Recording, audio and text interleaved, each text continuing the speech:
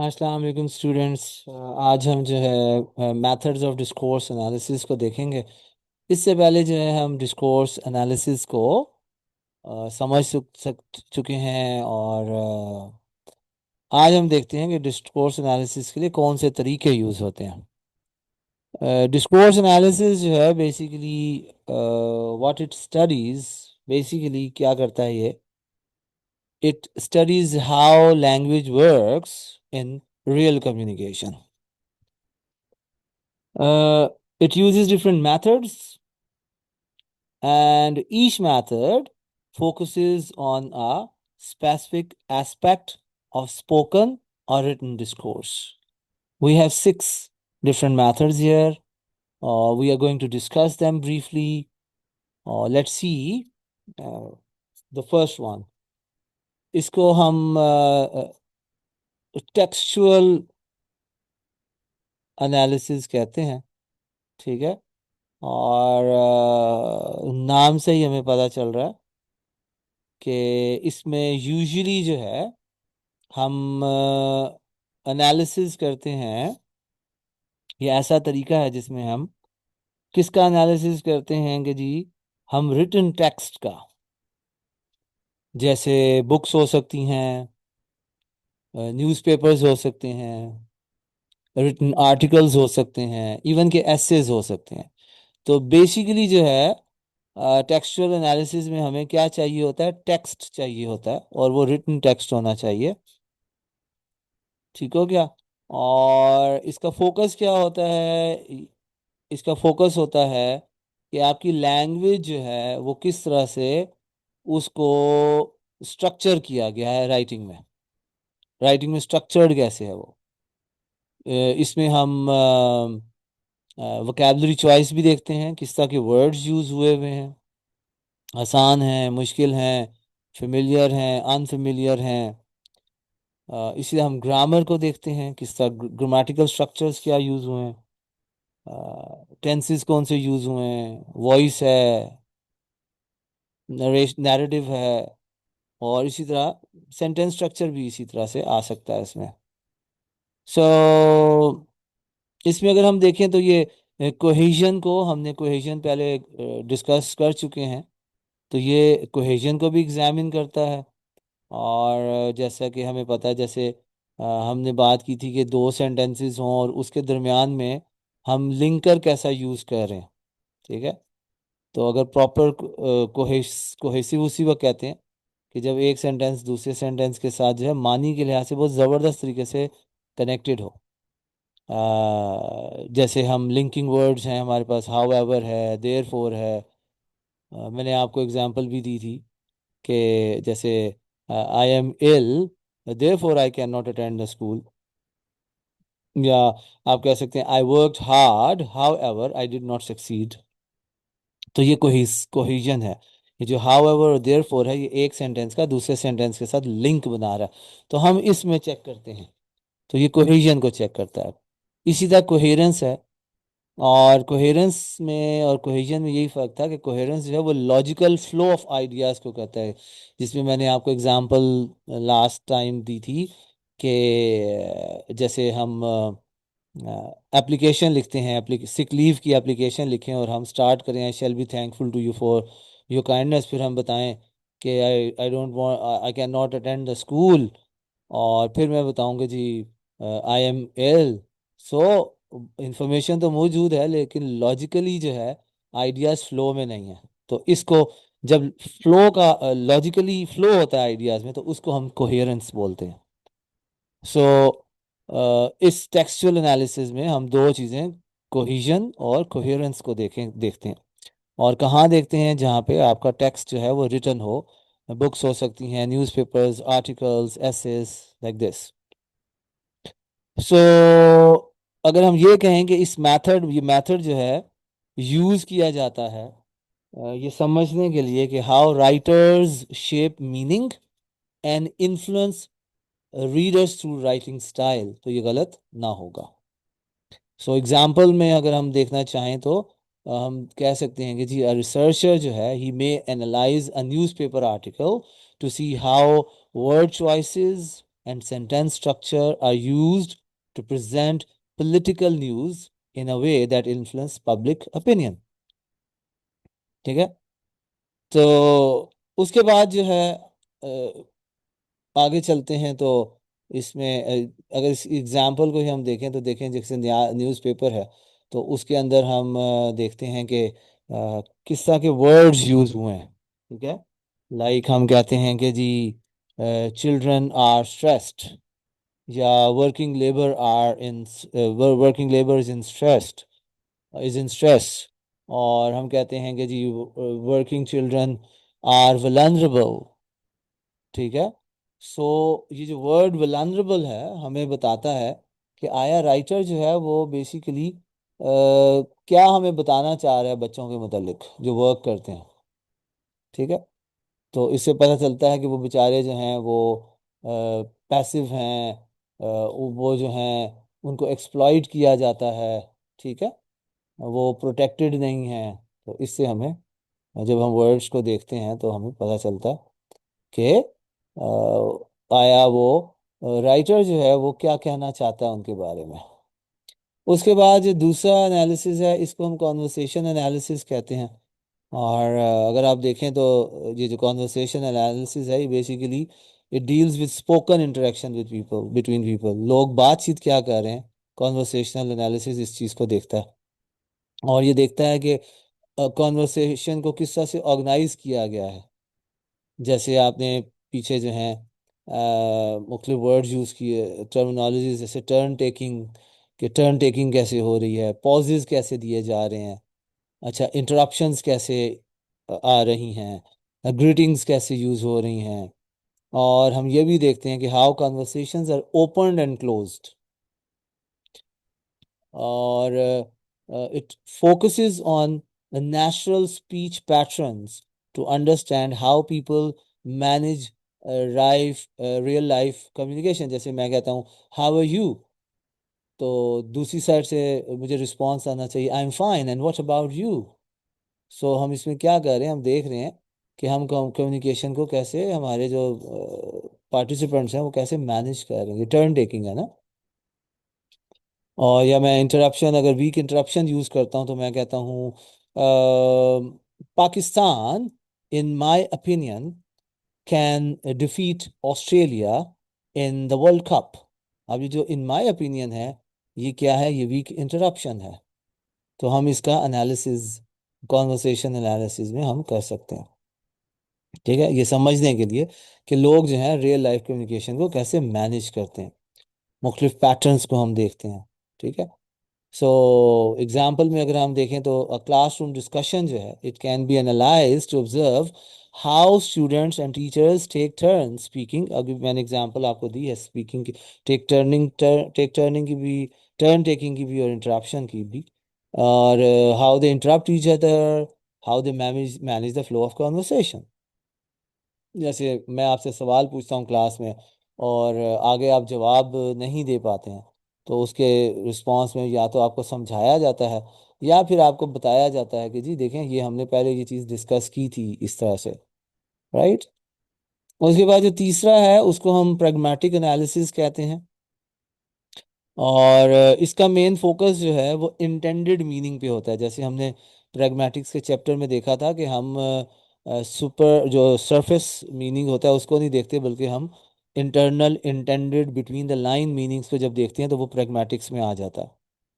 सो intended meaning पे जब हम फोकस करते हैं और हम देखते हैं कि आया ये वर्ड्स हैं ये एक्चुअल मतलब क्या दे रहे हैं। ठीक है, लिटरल मीनिंग को हम यहाँ पे फोकस नहीं कर रहे थे, तो इस तरह के एनालिसिस को हम प्रैग्मेटिक एनालिसिस कह देते हैं। इसमें हम देखते हैं कि स्पीकर की इंटेंशन क्या है, उसका इम्प्लाइड मीनिंग क्या है। जैसे मिसाल के तौर पे मैं कहता हूँ जी यार अच्छा सोचने से पहले जो है इंसान जो है उसको बोलने से पहले इंसान को सोच लेना चाहिए। या मैं कहता हूँ कि आज तो जनाब बहुत ही हैंडसम लग रहे हैं, शाहरुख खान लग रहे हैं आप, आपने ग्रीन कलर की शर्ट पहनी हुई है, पैरेट ग्रीन। तो इसका ये मतलब नहीं है कि मैं आपकी तारीफ कर रहा हूँ, बल्कि इसके अंदर इम्प्लाइड मीनिंग है जो आपको बता रहा है कि यार आपने अच्छा कॉम्बिनेशन नहीं पहना हुआ। इसी तरह कॉन्टेक्स्ट ऑफ सिचुएशन को हम स्टडी करते हैं कि कॉन्टेक्स्ट क्या है, किस कॉन्टेक्स्ट में ये बात की जा रही है। इसी तरह हम स्पीच एक्ट्स को देखते हैं, जैसे हमने पढ़ा है प्रैग्मेटिक्स में। और जैसे रिक्वेस्ट होती है, ऑर्डर कैसे किया जाता है, अपॉलॉजी कैसे की जाती है, तो उसको ये फोकस इसका मेन होता है। और ये एक्सप्लेन करता है कि how meaning changes depending on context. Context की मदद से आपने अगर पीके मूवी देखी हो आमिर खान की, तो उसमें देखें वो एक फ्रेज को जो है 4-5 तरीकों से बोलता है। अच्छा को, वर्ड को अच्छा, अच्छा।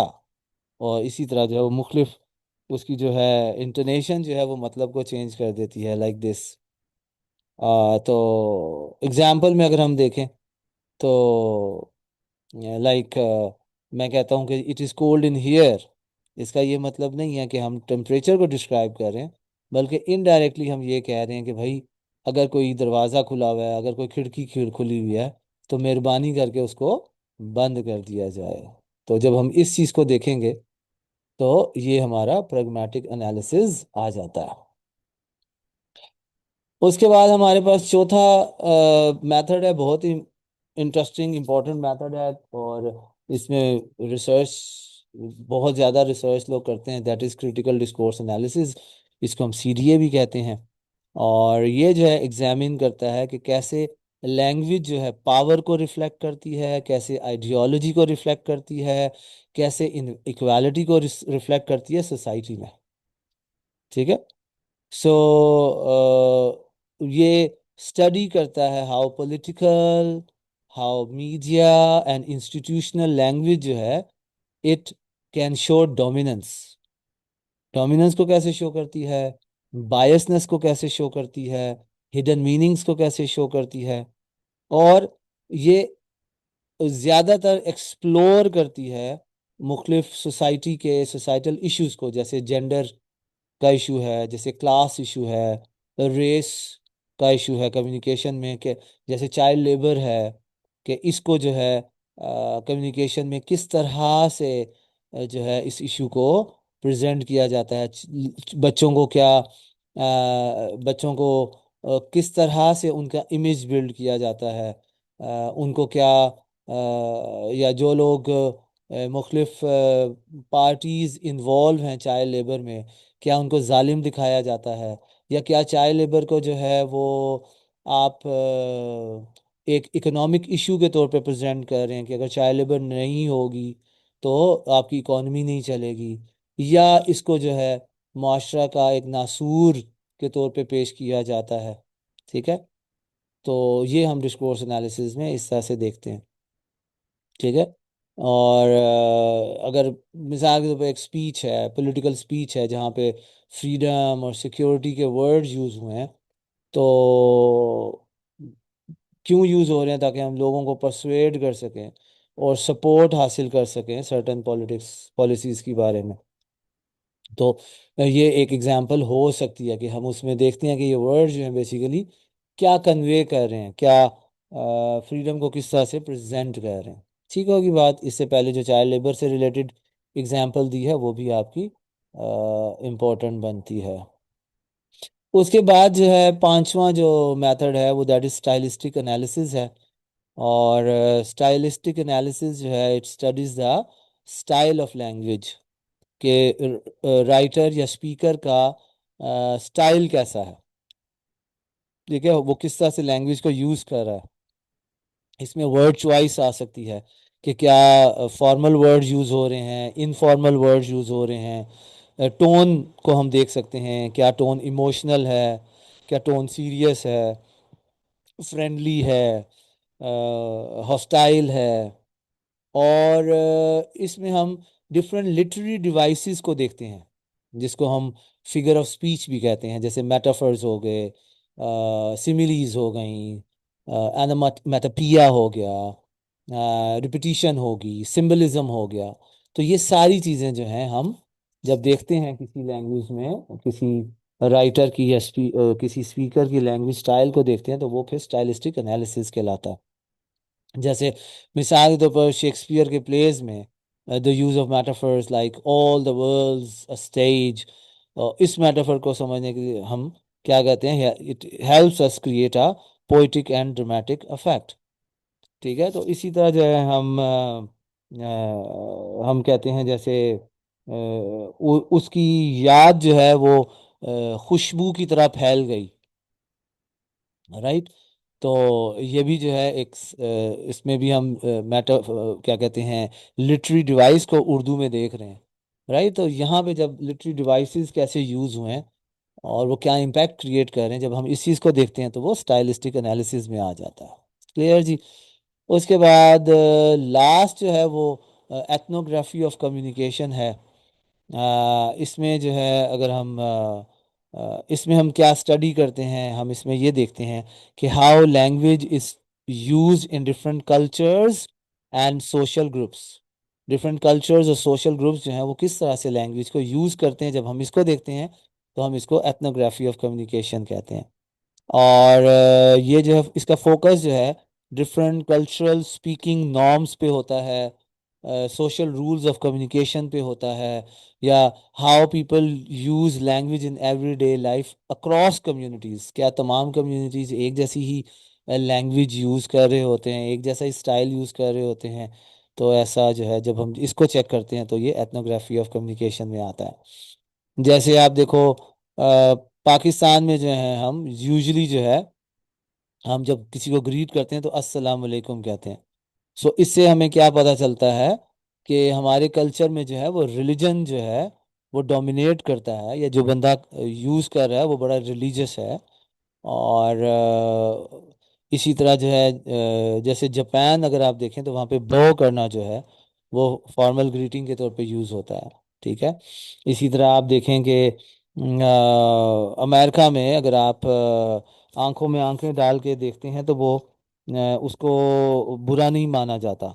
लेकिन अमेरिका में अगर पाकिस्तान में अगर एक बच्चा जो है अपने बाप की आंखों में आंखें डाल के देखेगा तो उसको हम बदतमीजी कंसिडर करते हैं। लेकिन अगर एक अमेरिकन बच्चा है और अपने बाप की आंखों में आंखें डाल के बात नहीं कर रहा, तो इसका मतलब ये होगा कि यार बच्चा जो है कोई गलत काम करके आया है, झूठ बोल रहा है, like that. So culture society से आपका एक एक्शन जो है वो मुकम्मल तौर पे क्या होता है, चेंज हो जाता है। तो इस चीज़ को जब हम देखते हैं तो वो एथनोग्राफी ऑफ कम्युनिकेशन में आता है। और लास्ट में हम थोड़ा सा इसको क्लोज करने से पहले देखते हैं कि जो डिस्कोर्स एनालिसिस होता है उसकी इंपॉर्टेंस क्या होती है। ये क्यों इंपॉर्टेंट है? इसलिए कि it helps us understand real life communication more effectively, और it improves reading, it improves our writing skills by showing how language works in different contexts. Or it is also useful in media, it is also useful in politics, it is even useful in education. Why? Because it helps uncover hidden meanings in speech and texts.